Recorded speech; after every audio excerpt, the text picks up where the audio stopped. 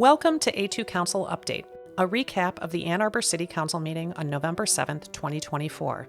This meeting included comments and discussion about saying goodbye to an outgoing council member, rezoning a recently annexed property on Huron River Drive, eliminating a fire code standard for road width access, annexing a property on South Maple, and increasing salary and paying a lump sum to City Administrator Milton Dehoney. This is the voting chart for the council meeting on November 7th, 2024. Councilmember Chris Watson from Ward 2 was absent. All agenda items were approved unanimously. You can find this voting chart and more information about this meeting at a2council.com. Like and subscribe if you would like to see more content like this. After introductory remarks, public comments, and staff explanations, Council discussed agenda items for about 6 minutes. 21 people signed up in advance to offer public comments. No one spoke to topics on the agenda, but 20 people acknowledged the last meeting of Lynn Song, who served one term on City Council. In November 2022, prior to seating new members, a majority of City Council amended meeting rules, eliminating open public comment at the end of a meeting and limiting pre-registered comments to 45 minutes at the beginning of a meeting. This week was the 5th time that the number of pre-registered commenters exceeded that 45-minute limit. At 4 previous meetings, Council enforced the 45-minute limit. Individually, you can pledge, as some of you may have done, to refuse any PAC money in future campaigns. And you can speak out against yet another PAC designed to bolster even further the coffers of the machine.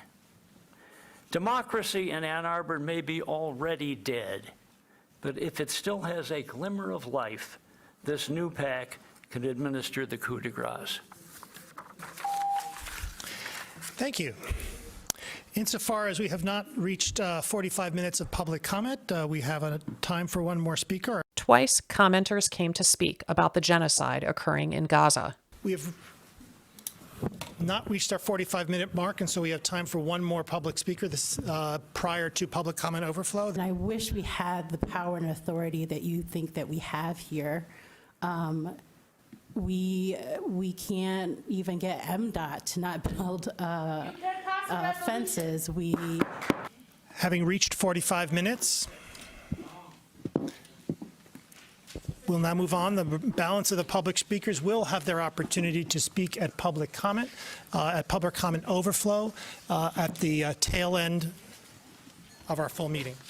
When 19 residents signed up to speak on agenda items, unarmed response, housing affordability, and comprehensive planning, Council again enforced the 45-minute limit. Having reached the conclusion of our 45-minute public comment reserved time for the beginning of the meeting, we will continue on with the agenda and circle back around to remaining public commenters at the end of our meeting. This week, Council suspended the rules. We've now reached 45 minutes. Councilmember Rodina. Thank you, Mayor. I would move that we suspend the rules to allow for the completion of public comment. I believe there's no debate on that, but it's a 2/3 vote. Correct. Any discussion? Or rather, is there a second? Second by Councilmember Harrison. Is there a discussion? All in favor? Opposed? It's approved. The rules are suspended. Between public comments and council comments, the meeting included over an hour of remarks praising Lynn Song. I'm in awe of you. I'm inspired by you. I'm so appreciative of you. And what is so special about this is that I'm not an isolated occurrence. She has a Rolodex that's the envy of many. So many of us are particularly grateful for her service as co-chair of Reproductive Freedom for All. I'm on here today because I would like to express my sincere gratitude to Councilwoman Lynn Song for her invaluable contributions to our organization. She embodies the spirit of Ann Arbor.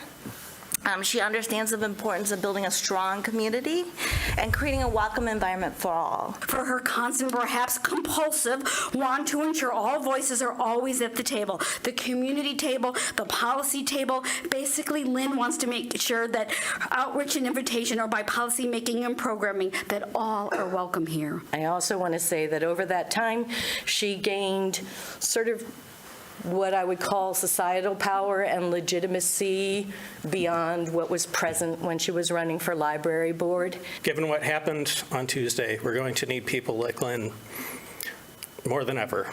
Lynn, I appreciate the ways you uplift the work of so many nonprofits and groups in our area. I know we will continue to benefit from your contributions to this community, and this isn't goodbye. I just have so much appreciation for Councilmember Lynn Song, for her leadership over so many years. She leisurely asked every karate mom whether they were interested in serving or serving in office. I expressed interest in doing that someday, emphasis on someday. And she said, let's chat. She meant now. She needed somebody immediately to run for library board, and before I knew it, I was out there running for office. I wanted to thank her especially for her work to make me a more effective member of the County Board of Commissioners. You are a remarkable advocate and public servant, and most importantly, jewel of this community. Lynn is a board member for JFS and was an energetic co-chair for our annual Walk a Mile in Our Shoes event to raise funds. She is sage, she is wise, she is caring. There's not a mean bone in her body. Anyway, I'm going to cross that out.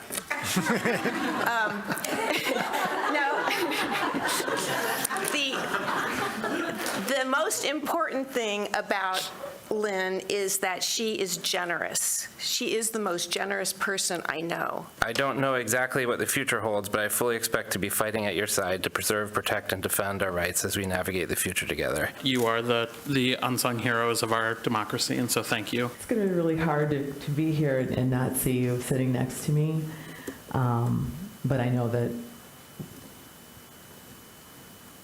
we'll still be reaching out to one another. And will remain close. She's exemplified what it means to serve with purpose, vision, and commitment to helping all who live and work here. I met Lynn in 2022 through my work as a Human Rights Commissioner, and she called me after a meeting and asked me to think about running. And I was pregnant, and I semi-swerved off the road, and I told her that I didn't think that I could, and she told me that she thought I could. You have been an inspiration both for the ways that you have extended the imagination of what we use our power for, but also the way you say, you know, if I had a magic wand, I would do that, but I don't. I have had the privilege of serving with Lynn on not one but two elected boards, first on the library board, and then I followed her to this one. So let me know where we're going next. It's been a pleasure to serve with you.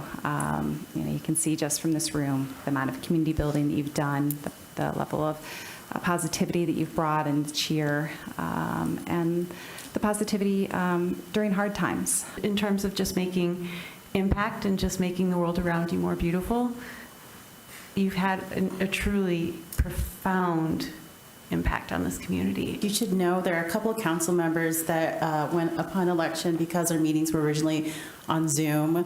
I gifted foot massage machines. So to just get us through some very long and difficult meetings with former council members.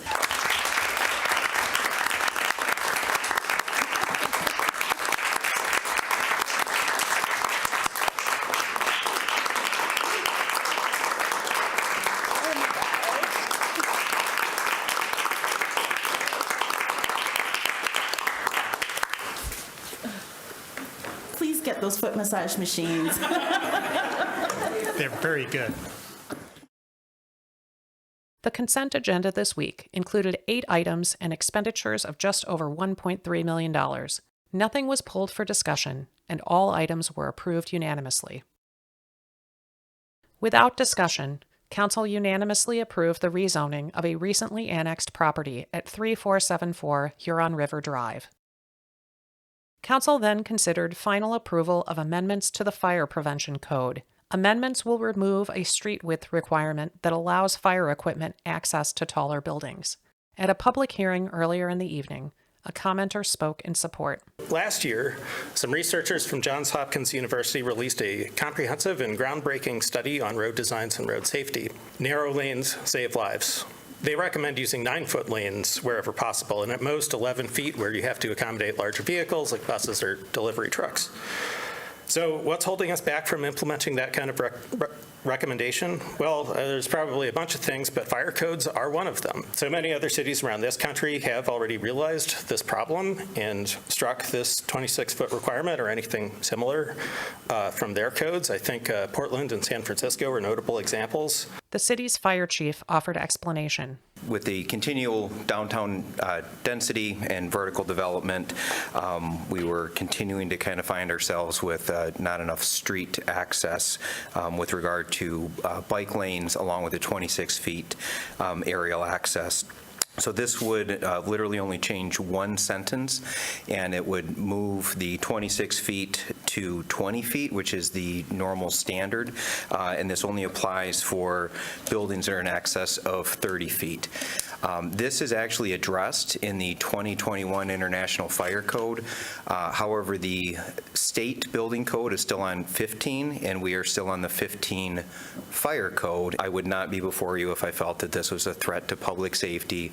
Every single other life safety code, fire code, sprinkler, suppression, fire resistance is still in place with high-rise development. Council briefly discussed it. And this requirement also helps us have a less cumbersome and less expensive development process. A lot of times with the current regulations, the developers have to spend an onerous amount of time navigating uncertainty in the process for a standard that it sounds is not necessary. The amendments were approved unanimously. Council then considered the annexation of a township property at South Maple. This city-owned property will be sold to Avalon Housing for the development of affordable housing. A representative from Avalon spoke at a public hearing earlier in the evening. The land is currently owned by the city, with Avalon Housing having a purchase agreement on that land. We're looking to develop that site with 39 units of affordable housing, including 20 of which will be targeted to households exiting homelessness. And your action today would certainly help us further move down that path to bring those units online, and we really appreciate that consideration. After a brief introduction, the annexation was approved unanimously. Council then went into closed session for almost 40 minutes in order to discuss a salary increase and lump sum payment requested by current City Administrator Milton Dohoney. Neither amount was included on a public agenda in advance of the meeting. After the closed session, Council approved a 12% raise, retroactive from May 2024. Mr. Dohoney's salary will increase by $30,000 for a total of $280,000 per year. He will also receive a lump sum payment of $8,400. Council discussed it for about 3 minutes. He has continued to lead with dedication and excellence. His work on the bicentennial was especially remarkable. He poured his energy and commitment into making it an unforgettable celebration for our community and all of the events. And another year of absolutely exceptional service with our city. Thank you so much for going above and beyond every single day in leading this organization. The salary increase and lump sum payment were approved unanimously. The meeting adjourned before 9:30 p.m. For more details about this meeting, visit A2Council.com. Welcome to this week's A2Council Moment of Zen. Everything that has been said in this room is true. She's inspired me for so many different things, with most particularity mooncake, which if I had been a better person, I would have brought today. But to perhaps summarize, the popular imagination suspects that someone here at this table is behind everything in Ann Arbor. Is the puppet master, where all connections are made, all orders issued, all plans derived. But what I think we hear is that there's someone else who just might be that puppet master. And that's all I'll say about that. And if there were such a person, we simply could not do better.